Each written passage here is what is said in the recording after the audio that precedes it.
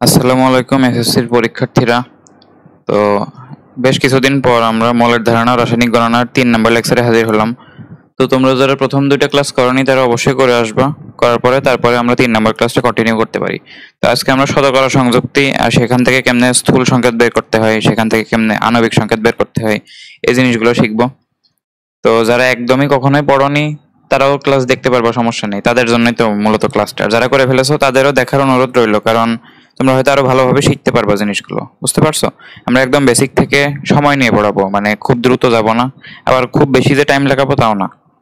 তো চলো আমরা শুরু করি। তো প্রথমে আমরা যে জিনিস নিয়ে আলোচনা করবো সেটা হচ্ছে শতকরা সংযুক্তি, বা তুমি সেটাকে বইতে দেখবা সংযুতি লেখা, বুঝতে পারছো? দুইটা কিন্তু সেম জিনিস, সংযুক্তি আর সংযুতি একদম সেম। তো এই জিনিসটা আসলে কি? তো এই জিনিসটা বোঝার জন্য আসলে তোমার বইয়ের যে সূত্র দেওয়া আছে সেটার উপর নির্ভর করা লাগবে না। তুমি শতকরা জিনিসটা বোঝো, শতকরা বা পার্সেন্টেজ, শতকরা বা পার্সেন্টেজ এই জিনিসটা বোঝো। আমি যদি তোমাকে বলি যে তোমার কাছে ধরো 100 টাকা আছে, 100 টাকা না বলি, ধরো তোমার কাছে 200 টাকা আছে, 200 টাকা ধরো তোমার কাছে আছে, 200 টাকা আছে। এখন সেই 200 টাকার মধ্যে তুমি ধরো খরচ করলে ধরো 50 টাকা, তুমি ধরো 50 টাকা খরচ করলে, 50 টাকা তুমি ধরো খরচ করে ফেললে, আমি এখানে লিখে দিই 50 টাকা খরচ করলে। এখন তুমি বলো তো কত পার্সেন্ট তুমি আসলে খরচ করলে? তুমি কি এটা মানে এই কেমিস্ট্রির বইয়ের যে সূত্র আছে সেটা দিয়ে করবা, নাকি তোমার কমন সেন্স আছে 200 টাকার মধ্যে 50 টাকা আসলে কত পার্সেন্ট? আমরা কেমনে বের করি বলো তো?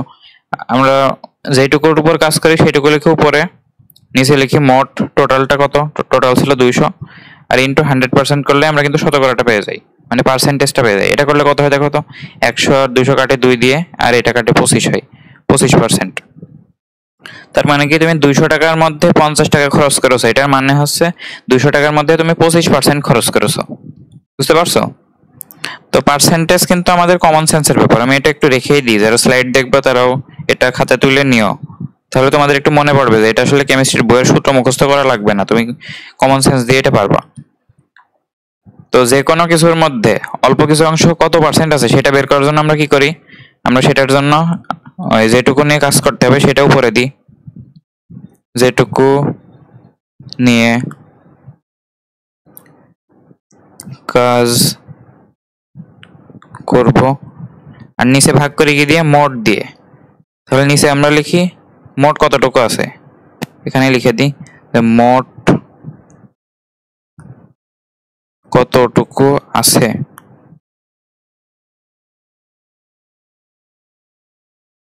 তার সাথে কি করি, ইন্টু 100%।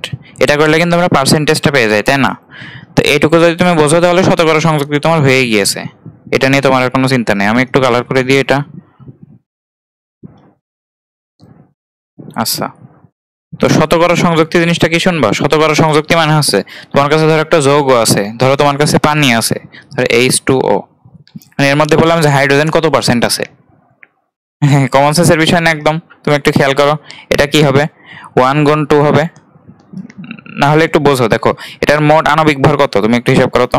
এখানে হাইড্রোজেনের 1 আর অক্সিজেনের 16, তোমরা জানো, মুখস্থ করেছো ক্লাস 9-10 থেকেই। তো এখানে 1 গুণ 2 যোগ 16, মোট তোমার আণবিক ভর কত আছে, 18, তাই না?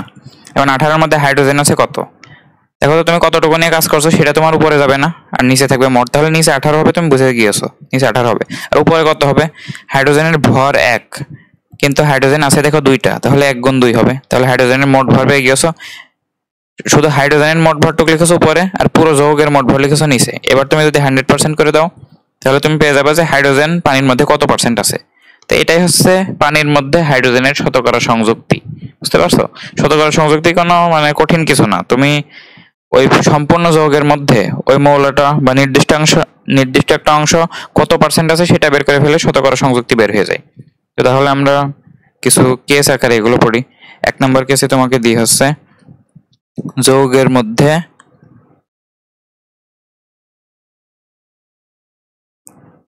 মৌল। 1 নম্বরে তোমাকে দিচ্ছি যৌগের মধ্যে মৌল। যৌগের মধ্যে মৌল জিনিসটা কি, তোমার কাছে একটা যৌগ দেওয়া থাকবে, বাই দ্য ওয়ে এটা কিন্তু বইতে দেওয়া আছে, বুঝতে পারছো? মানে আমি প্রথম যে কেসটা করাচ্ছি এটাই শুধুমাত্র বইতে আছে, তারপরেও আমি আরেকটা এক্সট্রা কেস করাবো, সেটা বইতে নাই কিন্তু ইম্পর্টেন্ট। কিন্তু এটা কিন্তু বইয়ের মধ্যে আছে। তো এটা তোমার একটু স্টার মেরে রাখতে পারো, কারণ এটাই তোমার বইতে আছে, এটাই মেইন ফোকাস থাকবে তোমার। যৌগের মধ্যে মৌল কি, খুবই সহজ, কেবল যেটা করলে সেটাই।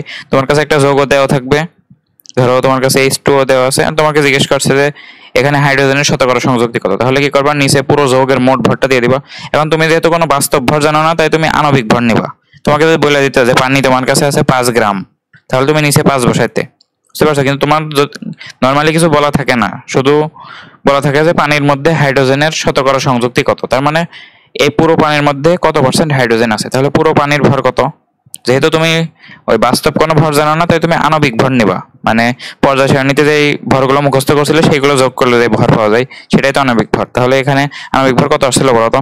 হাইড্রোজেনের 1 × 2, আর এখানে অক্সিজেনের 16, তাহলে 16 আর 2 18, নিচে ছিল 18, আর উপরে শুধুমাত্র আমি যারটা নিয়ে কাজ করবো সেটা। আমার প্রশ্নে কি ছিল? প্রশ্নে ছিল যে পানির মধ্যে হাইড্রোজেনের শতকরা সংযুক্তি কত, তাহলে হাইড্রোজেনের ভরটা বসাবা। হাইড্রোজেনের ভর কত?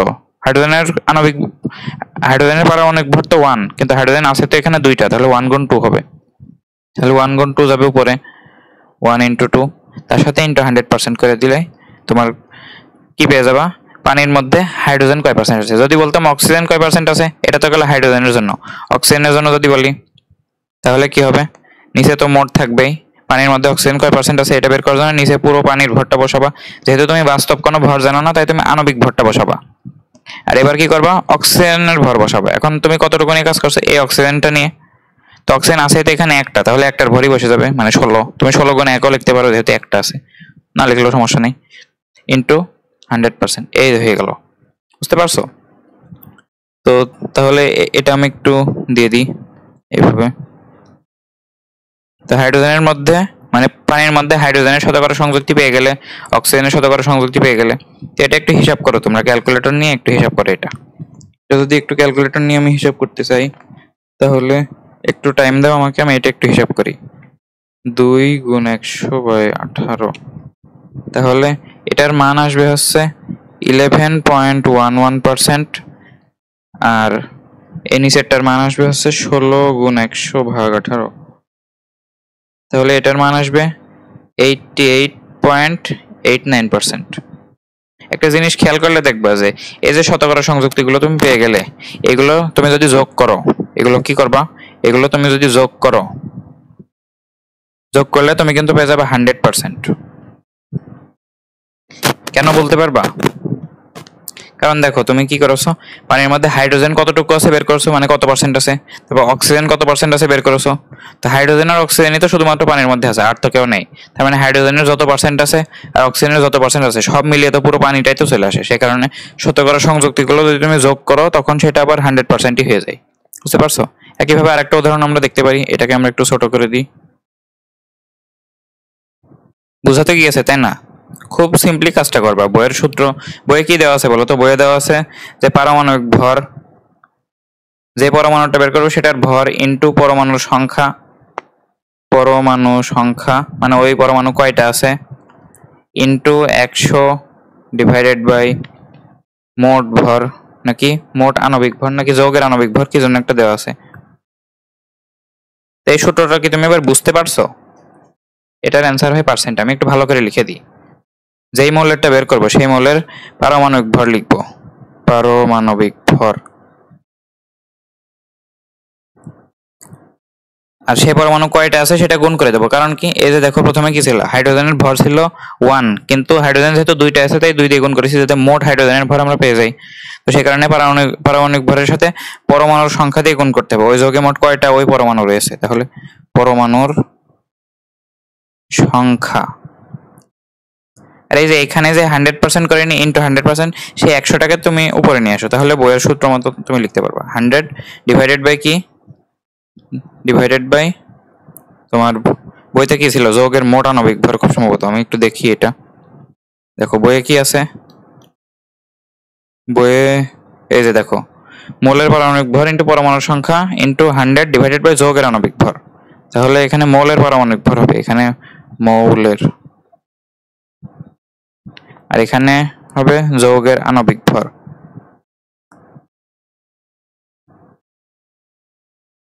যৌগের আণবিক ভর, আর অ্যান্সারটা তুমি পাবা পার্সেন্টে। আশা করি বোঝা গিয়েছে। তো এই পর্যন্ত যদি বোঝা যায় তাহলে এটা আমরা রেখে দিতে পারি এভাবে। এই সূত্রটা আশা করি তুমি বুঝতে পারছো। মানে একদম নর্মালি চিন্তা করবা, মুখস্থ করার কোনো দরকার নেই। চিন্তা করবা যে ওই যৌগের মধ্যে ওই মৌলটা কত পার্সেন্ট আছে, তাহলে ওই মৌলের মোট যতটুকু মৌল আছে ওইটুকুর ভর বসাবা। তো মৌল যদি থাকে তোমার ধরো 5টা মৌল আছে, তাহলে ওই ভরের সাথে 5 দিয়ে গুণ করে দিলে মোট পেয়ে যাবা। আর নিচে দিবা কি ওই যৌগটার মোট ভর ইন্টু 100% করলে যৌগের মধ্যে মৌলের শতকরা সংযুক্তিটা পেয়ে যাবা। এখন আর একটা কেস তোমাদের একটু করাই। এখান থেকে তোমরা বইয়ের যে উদাহরণগুলো আছে এগুলো করে ফেলবা। দেখো এখানে তোমার কি আছে, বইয়ের অনেকগুলো উদাহরণ আছে। এই যে দেখো বলা আছে যে HCl যৌগে হাইড্রোজেন ও ক্লোরিনের শতকরা সংযুক্তি কত। এখানে একটু ঐকিক নিয়ম করা আছে, এটাও করতে পারো। দেখো আমি ঐকিক নিয়মটা একটু দেখিয়ে দিই। দেখো পানির উদাহরণ দিয়ে দেখাই। এখানে একটু দেখো, এখানে আমি এই এই যে H2O এর মধ্যে যে হাইড্রোজেন আর অক্সিজেন কত পার্সেন্ট আছে সেটা কিন্তু আমরা ঐকিক নিয়মে বের করতে পারি। কেমনে? H2O এর আণবিক ভরটাকে বের করবা। H2O এর আণবিক ভর, আণবিক ভর মানে কি? তুমি যেহেতু বাস্তব কোনো ভর জানো না, তাই পানির মোট যে ভর সেটাকে তুমি আণবিক ভর আকারে চিন্তা করছো। আণবিক ভর এটার মান কত হবে? হাইড্রোজেনের 1, হাইড্রোজেন আছে 2টা, ইন্টু অক্সিজেনের 16, অক্সিজেনের আছে 1টা, তাহলে লিখলাম না, তাহলে একবারে 18। তাহলে তুমি কি লিখতে পারো? 18 গ্রামের মধ্যে হাইড্রোজেন আছে কয় গ্রাম বলো তো? 1 গুণ 2 গ্রাম না? চিন্তা করো, হাইড্রোজেন আছে 2টা, প্রত্যেকটা 1 গ্রাম করে, তাহলে 1 গুণ 2 মোট 2 গ্রাম। তাহলে প্রতি 18 গ্রাম পানির মধ্যে হাইড্রোজেন আছে কিন্তু 2 গ্রাম। তাহলে তুমি লিখতে পারো 18 গ্রাম পানিতে বা H2O তে হাইড্রোজেন আছে বা হাইড্রোজেন পরমাণু আছে লিখবা, আমার এখানে জায়গা নেই। হাইড্রোজেন পরমাণু আছে কয় গ্রাম বলো তো? হাইড্রোজেন পরমাণুর পারমাণবিক ভর কিন্তু 1, কিন্তু এখানে আছে কিন্তু 2টা, তাহলে মোট হবে 1 গুণ 2 গ্রাম। অতএব 1 গ্রাম H2O তে H পরমাণু আছে কত বলো তো? এখানে 2, তাহলে 2/18 গ্রাম। যেহেতু শতকরা বলেছে তাহলে 100 গ্রামের মধ্যে কত আছে সেটা বের করতে হবে তোমার। তাহলে 100 গ্রাম H2O তে H আছে কত বলো তো? তাহলে এই যে 2/18 ইন্টু 100%। দেখো সেম জিনিসই পেলে না? নিচে মোট ভর আছে, যৌগের মোট ভর, যৌগের আণবিক ভরটা আছে, আর উপরে কি আছে? তুমি যেটুকু নিয়ে কাজ করছো সেটুকুর ভর। তুমি হাইড্রোজেন নিয়ে কাজ করছো, হাইড্রোজেন আছে 2টা, তার ভর যদি চিন্তা করো তাহলে সেখানে 2 হয়, ইন্টু 100%, সেম জিনিস। তো এটাও করতে পারবা। তো আমি এটা একটু বইতেই তোমাকে নিয়ে গিয়ে দেখাই। এই যে এই কাজই করা আছে। এই যে দেখো HCl এর আণবিক ভর তোমার কাছে দেওয়া। HCl এর আণবিক ভর যদি তোমার কাছে দেওয়া থাকে তাহলে দেওয়া না, সরি, HCl এর আণবিক ভর তুমি বের করলে, এরপরে কি করলে? দেখো HCl এর আণবিক ভর কত? হাইড্রোজেনের 1, ক্লোরিনের 35.5, তাহলে মোট 36.5 হয়। তাহলে 36.5 এর মধ্যে হাইড্রোজেন আছে কত? 1 গ্রাম। তাহলে 1 এর মধ্যে কত, 100 এর মধ্যে কত? তাহলে তুমি হাইড্রোজেনের শতকরা সংযুক্তিটা পেয়ে যাবে এইভাবে। এই যে একইভাবে ক্লোরিনটা করতে পারবা। 36.5 গ্রাম HCl এর মধ্যে ক্লোরিন কত আছে? HCl এর মধ্যে দেখো তো ক্লোরিন আছে একটাই, সেটার ভর 35.5। তাহলে 36.5 গ্রাম HCl এর মধ্যে ক্লোরিন আছে 35.5। এবার 1 এর মধ্যে কত, 100 এর মধ্যে কত, এইভাবে করতে পারবা। এই যে দেখো এটাও তেমন একই, যে পানির মধ্যে হাইড্রোজেন আর অক্সিজেনের সংযুক্তি হিসাব করো, একইভাবে করবা। আর তুমি এইভাবে করতে না চাইলে তুমি এই যে এভাবে একবারে সূত্র দিয়ে করবা। নরমালি সূত্র দিয়ে করা হয়, বুঝতে পারছো? এইভাবে করা হয় না, তুমি এইভাবে করবা, বুঝতে পারছো? তো শতকরা সংযুক্তি গেল। এখন 1 নাম্বার কেস গেল। এখন বইতে নেই এমন আরেকটা কেস তোমাদের একটু করাই, তাহলে তোমাদের ক্লিয়ার হবে আরো জিনিসটা। যেহেতু আমি একদম কমন সেন্স দিয়ে পড়াচ্ছি তোমাকে, মানে সূত্র মুখস্থ করে তো আর পড়াচ্ছি না, সে কারণে তুমি সবই পারবা। আমি তোমাকে যদি একটু দেখাই 2 নাম্বার কেস। যৌগের মধ্যে যৌগ, যৌগের মধ্যে যৌগ, এটাও আংশিক বইতে আছে। যেমন ধরো তোমাকে আমি বললাম যে একটা প্রশ্ন দিলাম, কি প্রশ্ন দিলাম? যে তুতের মধ্যে পানির সংযুক্তি কত, বা শতকরা সংযুক্তি যাই বলো, পানির শতকরা সংযুক্তি কত। এখন যারা তুতে কি জিনিস সেটা জানো না তাদের জন্য একটু বলে দিই। তুতে মানে হচ্ছে কপার সালফেট CuSO4, তার সাথে থাকে হচ্ছে 5 পানি। এই যে এটা, এর মধ্যে পানির শতকরা সংযুক্তি কত সেটা বের করতে বলেছে। তুমি কি পারবা এটা? আমি একটু এখানে কালারি করে দিই, এটাই কালারি করে দিই। তাহলে দেখো তুতের মধ্যে পানির শতকরা সংযুক্তি কত, কেমনে বের করবো বলো তো? তোমার নিয়ম কি ছিল? তোমার সূত্র মনে রাখা লাগবে না, সূত্র ভুলে যাও। তুমি কাঠটা বের করতে চাচ্ছ পানিরটা, তাহলে পানির ভরটা উপরে যাবে আর নিচে আসবে পুরো যৌগটার ভর ইন্টু 100%। তাহলে নিচে তো মোট যাবে। এখন মোট কত, তুমি কপার সালফেটের আণবিক ভরটা বের করে নাও। আমি একটু লিখে দিই এখানে, আণবিক ভর এটা কত আসবে দেখো তো। কপারের 63.5, তোমরা জানো মুখস্থ করা লাগবে এগুলো, 1 থেকে 30 পর্যন্ত মুখস্থ করে ফেলবা মৌল পর্যায় সারণী থেকে, তাহলে এগুলো ভুল হবে না। তো কপারের 63.5 একটাই আছে, তাহলে লিখলাম না, আর গুণ 1 লিখতে পারো। সালফার আছে একটা, সালফারের 32। অক্সিজেন কয়টা আছে দেখো তো, 4 আর এখানে দেখো 5টা অক্সিজেন আছে। 5s2 মানে কি, এখানে অক্সিজেন তার সাথে 5 দ্বিগুণ করো, তাহলে 5টা অক্সিজেন আছে, এটা মোট 9টা। কিন্তু তুমি এইভাবে হিসাব না করে আরেকভাবে হিসাব করতে পারো। অক্সিজেন এখানে 4টা হিসাব করো, তাহলে অক্সিজেনের কত 16 গুণ 4 প্লাস, এবার 5 দিয়ে গুণ দাও একবারে, পানির মোট কত হয় সেটা দিয়ে। 5 অন্য পানি না, তাহলে পানির যে আণবিক ভর সেটার সাথে 5 দিয়ে গুণ করলে এই পুরোটুকু পেয়ে যাচ্ছ। এভাবে করলে আরেকটু সহজ হবে। তাহলে 5 ইন্টু একবারে এই স্টোরটা লিখে ফেলো, তাহলে হাইড্রোজেন আছে 1 গুণ 2 যোগ অক্সিজেন হচ্ছে 16। এভাবে করলে কি হয়ে গেল, 5 গুণ পানির ভরটা হয়ে গেল, আর এইটুকু তো আলাদা করে করলে এভাবে করলেও হয়। অথবা তুমি মোট কয়টা অক্সিজেন আছে 4টা, আর এখানে আছে 5টা, মোট 9টা, তুমি 16 গুণ 9 লিখতে। তারপরে আবার হাইড্রোজেন কয়টা আছে দেখো তো, H2, আর এখানে আবার 5টা H2, মানে কি 2 আর 5 মিলে মোট 10টা হাইড্রোজেন আছে, তাহলে হাইড্রোজেনের 1 গুণ 10 সেটা করলেও হতো। সেম জিনিস তুমি যেভাবে ইচ্ছা করতে পারো। এটার হিসাব হবে 63.5 যোগ 32 যোগ 16 গুণ 4 যোগ 5 গুণ 1 গুণ 2 গুণ 16, তাহলে এটার মান আসে 249.5। এটা হচ্ছে তোমার আণবিক ভর। এখন তোমার কি চেয়েছে, পানির শতকরা সংযুক্তি চেয়েছে, পানির শতকরা সংযুক্তি। তার মানে অতএব পানির শতকরা সংযুক্তি, আমি এটার বাংলায় লিখলাম না, এটাকে আমরা ইন্টারে অনেকে এভাবে প্রকাশ করে %H2, এটা মানে হচ্ছে পানির পার্সেন্টেজ কত। তোমরা এভাবে লিখো না, তোমরা বাংলার কথা লিখে দিবা, বুঝতে পারছো? তোমাদের বইতে যেহেতু এভাবে কিছু করা নেই, বাংলা লিখে দিবা। আমি দ্রুত করার জন্য এটা করলাম। তো নিচে কি বসবে, নিচে বসবে, একটু ছোট করে লিখি, নিচে বসবে হচ্ছে 249.5, কারণ কি পুরো যৌগের ভরটা তুমি নিচে বসাবে। এরপরে কি যারটা বের করবা তারটাও পরে, তো তুমি পানিরটা বের করবা না, তো পানির ভর কত, পানির ভর হচ্ছে 1 ইন্টু 2 যোগ 16, তাহলে 1 ইন্টু 2 যোগ 16। এই পুরো পানি আছে কিন্তু 5 অণু, মানে 5টা পানি আছে এর মধ্যে, একটা এই পুরো অণুর মধ্যে 5 অণু পানি আছে, তাহলে এই পুরোটার সাথে 5 দিয়ে গুণ হবে। বুঝতে পারছো কেন? কারণ একটা পানির ভর দেখো কত হয়, 2 যোগ 16 18 হয়, এখানে তো 5টা পানি আছে, তাহলে 18 গুণ 5 হবে। এর সাথে তুমি 100% যদি তুমি গুণ করে দাও, তাহলে তুমি পেয়ে যাবে যে এখানে আসলে কতটুকু পানি আছে এই যৌগটার মধ্যে। তাহলে তুমি একটু হিসাব করো, এখানে তুমি পাবা হচ্ছে, আমি একটু হিসাব করে বসাই, 18 ইন্টু 5 ডিভাইডেড বাই 249.5 ইন্টু 100, তাহলে এখানে হবে হচ্ছে 36.072%, অথবা অনেক জায়গায় দেখবে একবারে সরাসরি এটাকে 36%ও বলা হয়, তো লিখতে পারো, সমস্যা নেই। তো এটা বেশি অ্যাকুরেট, বুঝতে পারছো, এটাই দিও। তো আশা করি বুঝতে পারছো। দেখো এটা কিন্তু যৌগের মধ্যে যৌগ, এটা কিন্তু যৌগের মধ্যে মৌল না।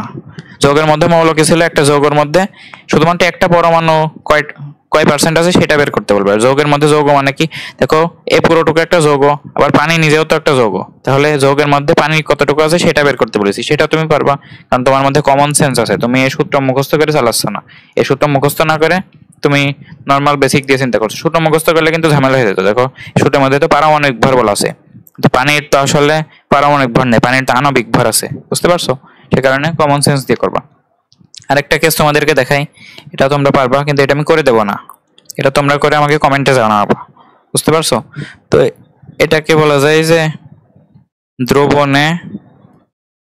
দ্রবণের মধ্যে দ্রব, এটাও কিন্তু একটা সুন্দর ম্যাথ হতে পারে। দ্রবণের মধ্যে দ্রব, এটা কেমন, তোমাকে ধরো আমি বলে দিলাম যে একটা পাত্র আছে, পাত্রের ম্যাথ কিন্তু আগের ভিডিওতে করাইছি, যারা করনি করে আসো। ধরো একটা পাত্র আছে তোমার কাছে, এই যে পাত্র, এই পাত্রের মধ্যে ধরো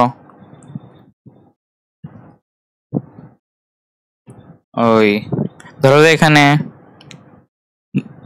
ধরো 100 গ্রাম পানি আছে, 100 গ্রাম পানি, এর মধ্যে তুমি ধরো লবণ মিশাচ্ছ, ধরো তুমি এর মধ্যে 50 গ্রাম লবণ মিশিয়েছো, 50 গ্রাম লবণ।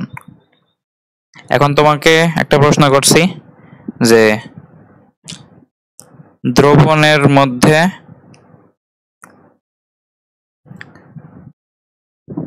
দ্রব্য কত পার্সেন্ট আছে?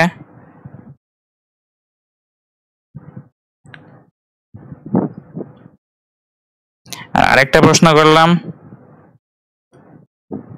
একটু উল্টে দিই, দ্রবণের মধ্যে কত পার্সেন্ট দ্রব্য আছে তাই দিই, তাহলে প্রশ্নটা একটু ভালো দেখা যায়। দ্রবণের মধ্যে কত পার্সেন্ট দ্রব্য আছে, দ্রবণের মধ্যে কত পার্সেন্ট দ্রব্য আছে, এটা একটা প্রশ্ন।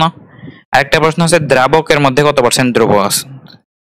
তো দ্রাবকের মধ্যে কত পার্সেন্ট দ্রব্য আছে সেটাও বের করবা।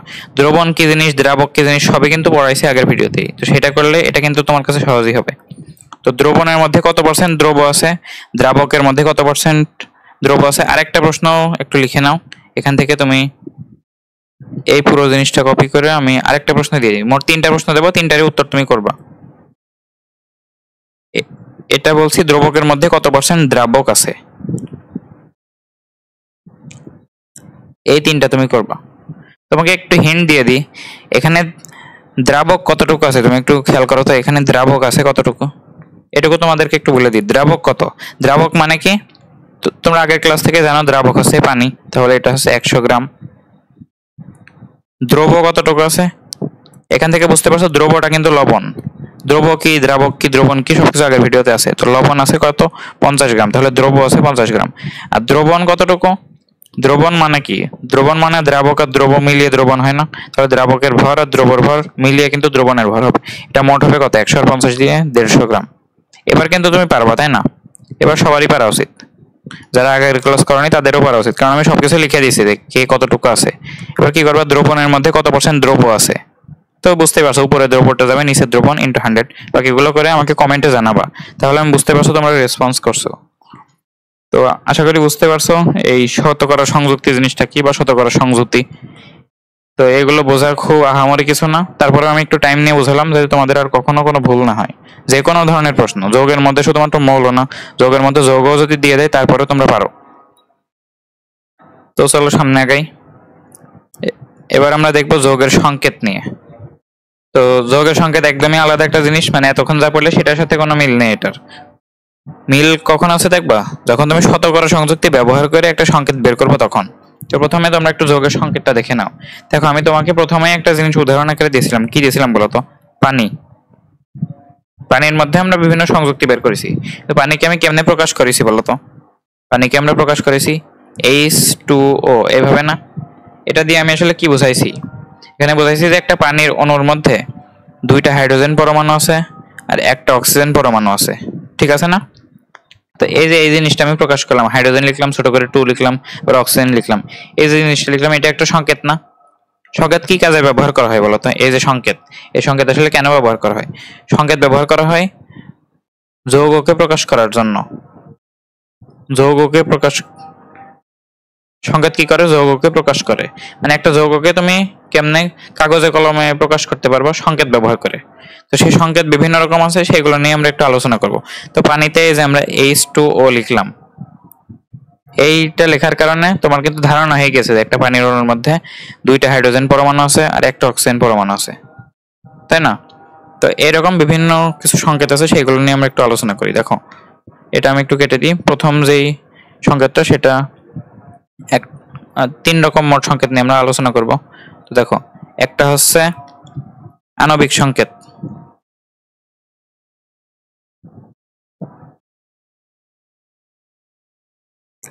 একটা কি বলতো, একটা হচ্ছে আণবিক সংকেত, আরেকটা কি, আরেকটা হচ্ছে গাঠনিক সংকেত। এটা খুব সম্ভবত তোমরা পড়ছিলে কোন একটা অধ্যায়ে, রাসায়নিক বন্ধন অধ্যায়ে খুব সম্ভবত। আণবিক সংকেত কি জিনিস আর গাঠনিক সংকেত কি জিনিস তোমরা কিন্তু পড়ছিলে আগের অধ্যায়গুলোতেও। আরেকটা হচ্ছে স্থূল সংকেত, মানে সংকেত অনেক রকম আছে, আমি চাইলে অনেক রকম সংকেত পড়াতে পারি, তোমাদের লেভেলে তোমরা এই 3 রকম সংকেত চিনলেই হবে, আণবিক সংকেত, গাঠনিক সংকেত আর স্থূল সংকেত। তো এই 3টা কি কি চলো আমরা একটু পড়াশোনা করি। আণবিক সংকেত, গাঠনিক সংকেত আর স্থূল সংকেত। আণবিক সংকেত কি জিনিস, আণবিক সংকেতে একটা উদাহরণ আমরা দিতে পারি, যেমন এই যে H2O, তোমরা পানির অণুকে H2O বলো না, তো সেই H2O হচ্ছে একটা আণবিক সংকেত। তোমাদেরকে যদি আমি বলি যে আপাতত এটাই থাক আণবিক সংকেত। গাঠনিক সংকেত কি? আচ্ছা, প্রথমে আমি সংখ্যাগুলো দিয়ে দিই। আণবিক সংকেত হচ্ছে এমন একটা সংকেত যে সংকেতের মধ্যে কি কি পরমাণু আছে আর সেই পরমাণু কয়টা করে আছে সেগুলো তুমি জেনে যাও। তো আণবিক সংকেতে তাহলে কি কি ফোকাস করা হয়? কোন পরমাণু আছে, অথবা আমরা এইভাবে করি, আচ্ছা তাই লিখি, কোন পরমাণু আছে, কোন পরমাণু আছে এটা প্রকাশ পায়। আর পরমাণুগুলো কয়টা করে আছে সেটাও প্রকাশ পায়। কয়টা পরমাণু আছে এটাও প্রকাশ পায়। বুঝতে পারছো? তাহলে এই দুইটা জিনিস প্রকাশ পায় হচ্ছে আণবিক সংকেতে। গাঠনিক সংকেতে কি হয়? গাঠনিক সংকেতে কোন পরমাণু আছে, কয়টা পরমাণু আছে সেই দুইটাই জানা যায়। তার সাথে জানা যায় যে কিভাবে যুক্ত আছে, কিভাবে যুক্ত আছে। কিভাবে যুক্ত আছে মানে কি? এটার যে স্ট্রাকচার তোমরা অনেকে দেখেছো, যে ধরো পানির অণুর স্ট্রাকচার কেমন, এই যে হাইড্রোজেন, হাইড্রোজেন, এই যে অক্সিজেন, এমন একটা স্ট্রাকচার দেয় না? তো এই যে স্ট্রাকচারটা, এই যে সংকেতটা আমি আঁকালাম সেটা হচ্ছে গাঠনিক সংকেত। বুঝতে পারছো? সরি, এটা আমি একটু মুছে দিই। তো দেখো, গাঠনিক সংকেতে কোন পরমাণু আছে সেটা তো বলছই, কয়টা পরমাণু আছে বলছো, আর কিভাবে যুক্ত আছে, অর্থাৎ এটার স্ট্রাকচারটাও আমরা জানতে পারি। স্ট্রাকচার আমি সবই উদাহরণ দিয়ে দেখাবো, সমস্যা নেই। তোমরা দেখে অনেকের হয়তো মনে হচ্ছে কি জিনিস পড়াচ্ছে ভাই, বুঝতে পারবো, সমস্যা নেই। আর স্থূল সংকেতে কি? এখানে তুমি এই দুইটা জিনিস পাবা, কিন্তু দ্বিতীয় যে জিনিসটা পাবা সেটা আসলে সঠিকটা পাবা না। কয়টা পরমাণু আছে সেটা তুমি পাবা না, তুমি পাবা যে কি পরমাণুগুলো কি অনুপাতে আছে, পরমাণুগুলো কি অনুপাতে আছে। এতক্ষণ যাদের মাথার উপর দিয়ে গিয়েছে তারা এবার একটু বোঝার চেষ্টা করে বুঝে যাবে। তো দেখো, প্রথমে আমি আণবিক সংকেতের একটা উদাহরণ দিই। ধরো আমি একটা যৌগ নিলাম, ধরো H2O2। এটা তো আমরা পরের অধ্যায়ে গিয়ে পড়বা, যারা পড়ে ফেলেছো রাসায়নিক বিক্রিয়া অধ্যায়, সেখানে জারণ সংখ্যার মধ্যে অক্সিজেনের জারণ সংখ্যা যখন তুমি পড়ছো সেখানে কিন্তু পার অক্সাইড বলে একটা অংশ ছিল। পার অক্সাইডে অক্সিজেনের জারণ সংখ্যা -1 হয়। এরকম বিভিন্ন জিনিস পড়বো সামনে, যারা পড়োনি আর যারা পড়েছো তারা তো জানোই। তো এমনি বিশ্বাস করে না, এটা হচ্ছে একটা যৌগ, এই যৌগের নাম হচ্ছে হাইড্রোজেন পার অক্সাইড। এই যৌগের নাম কি? হাইড্রোজেন পার অক্সাইড, হাইড্রোজেন পার অক্সাইড। এখন এই যে সংকেতটা আমি লিখলাম, এই সংকেতটা তুমি একটু খেয়াল করো তো। এই সংকেতের মধ্যে তুমি কি কি ইনফরমেশন পাচ্ছ এখান থেকে? এখানে তুমি পাচ্ছ যে হাইড্রোজেন আর অক্সিজেন পরমাণু আছে। আরো তুমি কি পাচ্ছ? হাইড্রোজেন আছে 2টা, অক্সিজেন আছে 2টা। এগুলো তো তুমি পাচ্ছ, তাই না? এছাড়া তো আর কোনো ইনফরমেশন পাচ্ছ না। তুমি কি ইনফরমেশন পাচ্ছ? কি কি পরমাণু আছে সেগুলো পেলে, হাইড্রোজেন আর অক্সিজেন, আর সেগুলো কয়টা করে আছে সেটা পেলে। হাইড্রোজেন আছে 2টা করে, অক্সিজেন আছে 2টা করে। তাহলে দেখো তো কোন বৈশিষ্ট্যের সাথে মেলে, কোন পরমাণু আছে এগুলো তুমি জানো, হাইড্রোজেন আর অক্সিজেন, আর কয়টা করে আছে, হাইড্রোজেন আছে 2টা, অক্সিজেন আছে 2টা। তো এই যে এখানে তো তুমি এই জিনিসই পেলে, এটা কোন বৈশিষ্ট্যের সাথে মেলে? আণবিক সংকেতের বৈশিষ্ট্যের সাথে। তাহলে এই যে H2O2, এটা কোন সংকেত বলো তো? এটা হচ্ছে একটা আণবিক সংকেত। তাহলে তুমি কি লিখলে? এটা হচ্ছে আণবিক সংকেত। না, হাইড্রোজেন পার অক্সাইডের আণবিক সংকেতটা হচ্ছে H2O2, আণবিক সংকেত। ঠিক আছে? আরেকটা উদাহরণ আমরা দিতে পারি, যেমন ধরো তোমরা অনেকেই দেখেছো বা দেখোনি, দেখা উচিত, তোমরা যেহেতু ক্লাস 10 শেষের দিকে এসেছো। মিথেন যৌগটা জানো? মিথেন যৌগের সংকেত কি বলতো? মিথেন যৌগের সংকেত কিন্তু CH4। এটা হচ্ছে মিথেন, এটাকে বলা হয় মিথেন। এটা হচ্ছে মিথেন গ্যাস। তোমরা যখন 11 অধ্যায় পড়বা কেমিস্ট্রি, তখন আরো ভালোভাবে বুঝবা। মিথেন, ইথেন, প্রোপেন, বিউটেন, অনেক কিছু পড়বা। তো এই যে মিথেন, এটার যে সংকেত CH4, এখান থেকে তুমি কি কি ইনফরমেশন পাও তুমি দেখো তো। এখান থেকে তুমি একটা ইনফরমেশন পাচ্ছ, এখানে কার্বন আছে আর কার্বন আছে আর হাইড্রোজেন আছে। এবার তুমি কি ইনফরমেশন পাচ্ছ? এখানে কার্বন আছে কয়টা বলো তো? একটা। হাইড্রোজেন কয়টা আছে? হাইড্রোজেন আছে 4টা। তাহলে তুমি কি কি পরমাণু আছে আর সেই পরমাণুগুলো কয়টা করে আছে সেই জিনিসগুলো তুমি কিন্তু বুঝতে পারছো এই সংকেত থেকে। তাহলে এটা কি? এটা কিন্তু আণবিক সংকেতের বৈশিষ্ট্যের সাথে মেলে। আণবিক সংকেতে আমরা কি কি পরমাণু আছে সেটা জানতে পারি, আর সেই পরমাণুগুলো কয়টা করে আছে সেটা জানতে পারি। তাহলে এটা কিন্তু CH4, এটা কিন্তু মিথেনের আণবিক সংকেত। ঠিক আছে না? এবার তোমাকে একটু গাঠনিক সংকেত বোঝাই। গাঠনিক সংকেত তোমরা দেখেছো, এই যে CH4, এটা কি সংকেত বলো তো? এটা কিন্তু আণবিক সংকেত, আণবিক সংকেত। এটার গাঠনিক সংকেত কি হবে? গাঠনিক সংকেতে তুমি কি কি জানতে পারো দেখো তো। গাঠনিক সংকেতে আণবিক সংকেতের মতোই কোন পরমাণু আছে জানতে পারো, কয়টা জানতে পারো, কিন্তু এটা কিভাবে যুক্ত আছে সেটাও দেখাতে হবে চিত্রের মাধ্যমে।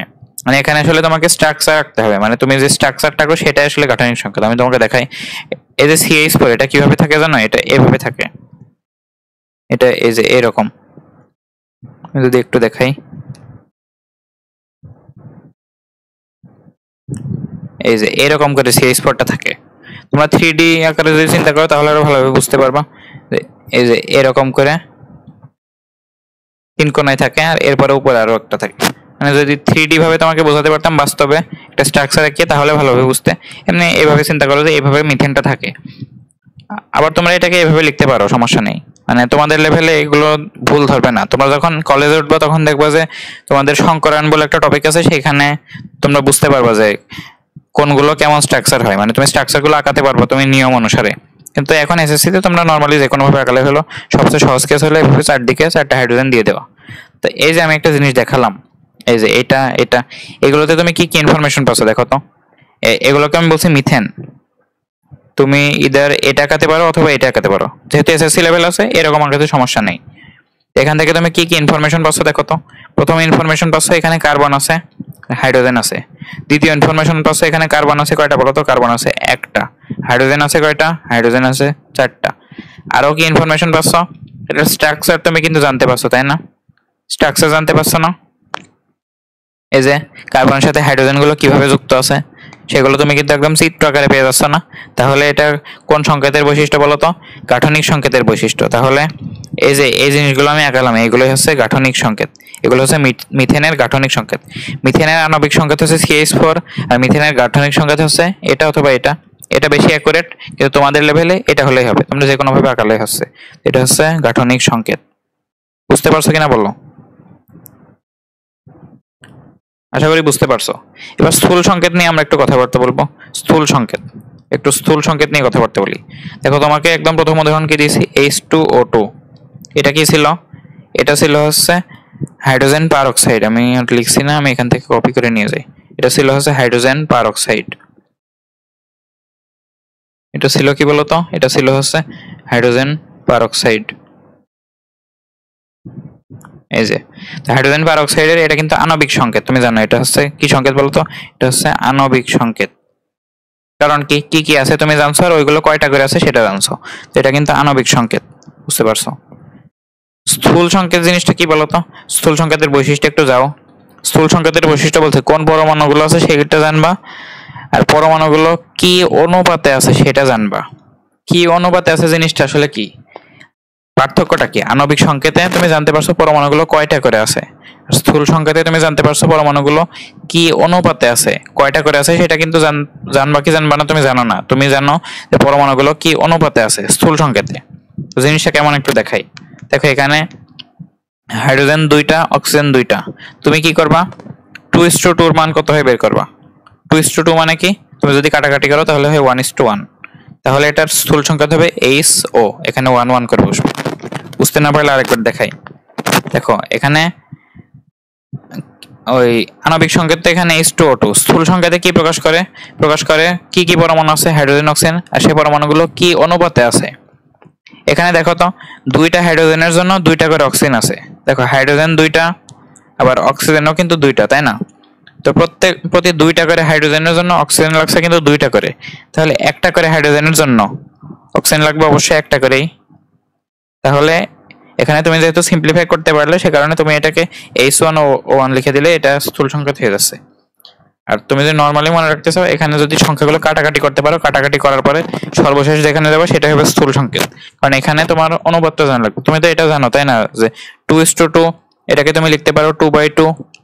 2/2 কে তুমি কাটাকাটি করলে লিখতে পারবো 1/1। 1/1 মানে হচ্ছে 1:1। এটা তো তুমি জানো তাই না? একদম বেসিক ম্যাথ যাকে বলে, মানে ছোট বাচ্চাদের ম্যাথ, এটা অনুপাতের ম্যাথ।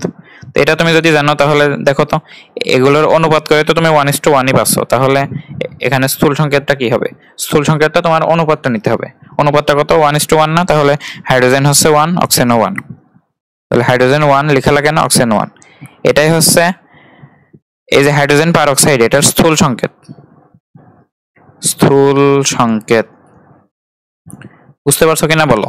স্থূল সংকেত কিছুই না, আণবিক সংকেতের মধ্যে তুমি যে অ্যাকচুয়াল পরমাণুর সংখ্যাগুলো পাবা, এই যে দুইটা দুইটা করে আছে হাইড্রোজেন আর অক্সিজেন, কিছু করবা না, ওইটা শুধুমাত্র অনুপাতটা বের করবা, অনুপাত 2:2। তুমি যদি কাটাকাটি করতে পারো, কাটিয়ে সবচেয়ে সিম্পলিফাইড ফর্মে আনবা, যে 2 আর 2 যেহেতু কাটাকাটি গিয়ে 1 আর 1 করতে পারছো, করে ফেলবা। করার পরে তুমি দেখছো যে এখানে 1:1 পাচ্ছো, তো এটাই তোমার সর্বশেষ ভ্যালু। তাহলে এখানে তুমি 2 এর জায়গায় 1 বসাবা, এই 2 এর জায়গায় 1 বসাবা, তাহলে তুমি স্থূল সংকেতটা পেয়ে যাচ্ছ। আরো কিছু উদাহরণ দেখাই, তাহলে বুঝতে পারবা। তোমাকে এখন কিছু যৌগ দেবো যেগুলো তোমরা হয়তোবা দেখেছো বা দেখোনি, তোমরা সামনে গিয়ে দেখবে 11 অধ্যায় যখন পড়বা। একটা যৌগ তোমাকে দিই C6H6। এটা কি? এটা তোমরা 11 অধ্যায়ে গিয়ে দেখবে, এটা হচ্ছে বেনজিন। আগেও তোমরা অনেকে শুনতে পারো, এটা প্রথম অধ্যায়ে এটার নাম আছে। এই যে বেনজিন, বেনজিনের এই যে C6H6 লিখলাম, এটা কোন সংকেত তুমি একটু বলো তো? এটা কিন্তু আণবিক সংকেত, তাই না? কারণ এখানে কার্বন হাইড্রোজেন আছে, কার্বন আছে 6টা, হাইড্রোজেন আছে 6টা, এই ইনফরমেশন গুলো তুমি পাচ্ছ, তাহলে এটা হচ্ছে আণবিক সংকেত। গাঠনিক সংকেত তোমার বোঝা লাগবে না, তুমি 11 অধ্যায়ে গিয়ে বুঝবা। এটা গাঠনিক সংকেত এমন হয় অনেকটা, কার্বন কার্বন কার্বন, এই যে কার্বন কার্বন কার্বন, এইভাবে যায় একটা, এইভাবে একটা যায়, এখানে একটা, মানে এগুলো বন্ধন। তুমি 11 অধ্যায় পড়লে বুঝতে পারবে, এখানে থাকে একটা হাইড্রোজেন, এখানে একটা হাইড্রোজেন, এখানে একটা হাইড্রোজেন, এখানে একটা হাইড্রোজেন, এখানে একটা হাইড্রোজেন, এখানে একটা হাইড্রোজেন। এই যে এটা হচ্ছে এর গাঠনিক সংকেত। তুমি 11 অধ্যায়ে গেলে খুব ভালো মতো এগুলো পড়াশোনা করবা, সমস্যা নেই। তো এখন এগুলো নিয়ে আলোচনা করে লাভ নেই, স্থূল সংকেত আসি। দেখো তো এখানে আণবিক সংকেতটা হচ্ছে C6H6, এটা হচ্ছে আণবিক সংকেত। এটা স্থূল সংকেত কি হবে? তুমি এই সংখ্যাগুলোর অনুপাত করো তো, তাহলে কত হয়? 6:6, কাটাকাটি করলে 1:1 হয় না? তার মানে এটা কিন্তু সিম্পলি CH হবে। এটা হবে তোমার স্থূল সংকেত বেনজিনের। বুঝতে পারছো? স্থূল সংকেত কিন্তু কোনো বাস্তব কোনো সংকেত না, এটা শুধু তোমার ধারণা দেয় যে কি কি মৌল আছে আর সেই মৌলগুলো কি অনুপাতে আছে। এখানে তুমি কি দেখছো? প্রতি একটা কার্বনের জন্য একটা করে হাইড্রোজেন আছে। আসলে তো তাই ছিল, এখানে 6টা কার্বনের জন্য যদি 6টা করে হাইড্রোজেন থাকে, তাহলে একটা কার্বনের জন্য অবশ্যই একটা করে হাইড্রোজেন। তাহলে বুঝতে পারছো তো? স্থূল সংকেতে তুমি শুধুমাত্র বুঝতে পারো যে একটা পরমাণুর জন্য অন্য পরমাণু কয়টা করে আছে, তাই, তাছাড়া আর কিছুই না। অ্যাকচুয়াল সংখ্যাটা তুমি পাবা না, এখানে একটু লিখে নিতে পারো। এখানে তুমি অ্যাকচুয়াল সংখ্যাটা পাবা না, আসল সংখ্যাটা তুমি পাবা না, তুমি শুধু তাদের অনুপাতটা পাবা। অ্যাকচুয়াল সংখ্যা জানা যাবে না, মানে স্থূল সংখ্যা তুমি যদি ব্যবহার করো তাহলে তুমি অ্যাকচুয়াল সংখ্যাটা জানতে পারবা না, তুমি শুধু জানতে পারবা যে পরমাণুগুলো কি অনুপাতে আছে। আশা করি এতক্ষণ বলার পরে তুমি বুঝতে পারছো স্থূল সংকেত কি। এখন আমরা কিছু উদাহরণ দেখবো, যেমন একটা উদাহরণ দিলাম বেনজিন, আরো একটা উদাহরণ দিতে পারি, আরো 3টা উদাহরণ দেবো। দেখো একটা উদাহরণ কি, 3টা না, মোট 3টা দেবো। দেখো একটা উদাহরণ আছে C2H6। দেখো C2H6 কি, তোমরা 11 অধ্যায়ে গেলে বুঝতে পারবা। এখন শুধুমাত্র একটু মনে রাখো, এগুলো পরীক্ষা আসলে তোমাকে তো উদাহরণ দিতে হবে, তাই না? স্থূল সংকেত কি জিনিস তোমাকে ক অথবা খ, সৃজনশীলের ক খতে কিন্তু দিয়ে দেয় যে স্থূল সংকেত সম্পর্কিত বিভিন্ন প্রশ্ন। তো সেই কারণে কিছু উদাহরণ মনে রাখো, যেমন H2O2, এটা হচ্ছে আণবিক সংকেত, এটা স্থূল সংকেত হচ্ছে HO, শুধুমাত্র কাটাকাটি করে দেবা। C6H6 এটা আণবিক সংকেত, এটা স্থূল সংকেত, কাটাকাটি করে দিলে শুধু এক থাকে CH। C2H6 এটাকে বলা হয় ইথেন। 11 অধ্যায়ে গিয়ে খুব ভালো মতো পড়বা। আমি ফ্রি ক্লাস দেওয়ার চিন্তা করছি 11 অধ্যায়ের, খুব ভালো মতো শিখাবো এই জিনিসগুলো, কোনটা মিথেন, কোনটা ইথেন, কোনটা প্রোপেন, সবকিছু। এই যে C2H6 এটা কি সংকেত বলো তো? এটা কিন্তু আণবিক সংকেত। এর স্থূল সংকেত কি হবে একটু চিন্তা করে বলো তো? এর যে স্থূল সংকেত সেটা কি হবে? এর স্থূল সংকেত কি হবে? স্থূল সংকেত একটু চিন্তা করো তো, এটা 2:6 না? 2:6 মানে 2/6, কাটাকাটি করো তাহলে হয় 1/3, মানে এটা 1:3 এমন হয় না? তো তুমি মনে মনে করতে পারবে, এখানে 2 আছে, এখানে 6 আছে, কাটাকাটি করো, এখানে থাকে 1 আর এখানে 3, তাহলে এখানে থাকবে হচ্ছে C1 লিখে লাগছে না? এখানে হাইড্রোজেন 6 ছিল, কাটাকাটি গিয়ে 3 হয়ে গেল। এটা কিন্তু স্থূল সংকেত ইথেনের। আরেকটা উদাহরণ দিতে পারি, উদাহরণ হচ্ছে C2H4। এটাকে কি বলা হয় জানো? এটাকে বলা হয় ইথিন। দেখো এটা ছিল ইথেন, এটা ছিল ইথিন। এরকম মজার মজার অনেক জিনিসপাতি 11 অধ্যায়ে আছে। তো এটা স্থূল সংকেত কি হবে তুমি আমাকে সেই জিনিসটা একটু বলো। আমি আরেকটাও লিখে দিই, আরেকটা হচ্ছে C2H2, এটার নাম হচ্ছে ইথাইন। নামগুলো কিন্তু আলাদা, একটা ছিল ইথেন, একটা ইথিন, একটা ইথাইন। এগুলো স্থূল সংকেতগুলো তুমি আমাকে একটু বলবে, এগুলো তোমরা কমেন্টে জানাবা। আমি তো আর সব করে দিলে তো আর তোমাদের নিজস্ব আর কিছু থাকলো না। এগুলো স্থূল সংকেত আমাকে একটু জানাবা, যে এই যে ইথিন এটার স্থূল সংকেত কি, আর ইথাইন এটার স্থূল সংকেত কি। তো অনেকগুলো বাড়ির কাজ কিন্তু তোমাকে দিলাম, বাড়ির কাজ না এখনই জানাবা, তোমার পারা উচিত। এতক্ষণ যত বক বক করলাম সবকিছুর পর পারা উচিত। তো করে ফেলবা।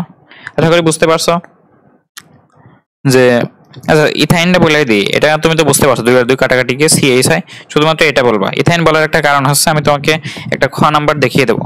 একটা খ নাম্বারে একটা সুন্দর প্রশ্ন হতে পারে, একটু 3 স্টার দিয়ে প্রশ্নটা তুলে নিতে পারো। এখানে বলা হবে যে একাধিক যৌগের, এটা একটা প্রশ্ন দিচ্ছি তোমাকে, একাধিক যৌগের স্থূল সংকেত